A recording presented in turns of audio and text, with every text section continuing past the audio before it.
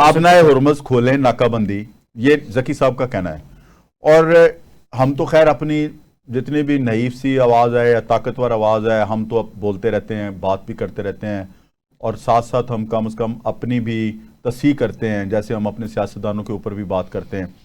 तो मुझे बताइए कि इस वक्त किस अमर की ज़रूरत है, किस किस्म के इक़दामात लेने की ज़रूरत है कि पूरी दुनिया इस प्रेशर से निकले।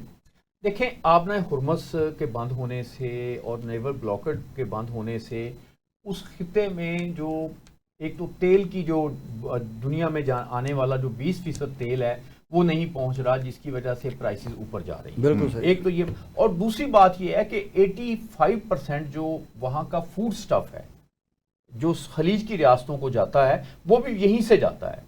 तो इसमें एक बहुत बड़ा अगर यानी तरसीली निजाम भी नहीं, मतलब एक बहुत बड़ा मैं समझता हूं कि ये जो भी स्टेट्स हैं आपकी गल्फ की, इनमें बहुत बड़ा एक फूड का क्राइसिस आने वाला है।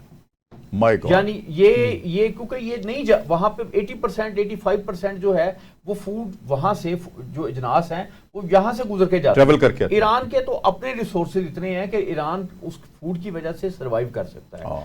उधर डेजर्ट ज्यादा है और उधर तेल है, तेल जा नहीं सकता जो, और फिर सेकंड उनका जो बहुत फर्क पड़ा है और वो अरबों डॉलर का नुकसान हो रहा है, और वो है टूरिज्म का। टूरिज्म टोटली गल्फ स्टेट्स का खत्म हो गया। टूरिज्म खत्म हो गया है, उनकी ऑयल की जो एक्सपोर्ट है खत्म हो गई है, फिर वहां पे जो फूड आइटम्स हैं उनका आना खत्म हो गया है। और अब मैं आपको एक और बात बता दूं, अभी जो वजीर खजाना ने एक बात की कि हम थोड़ा सा हम ईरान पे जो है ना बढ़ा रहे हैं कि हम ईरान को देख रहे हैं कि जी ईरान यहाँ तेल बेचता है, उस पर पाबंदी लगा रहे हैं, उसको परसू कर।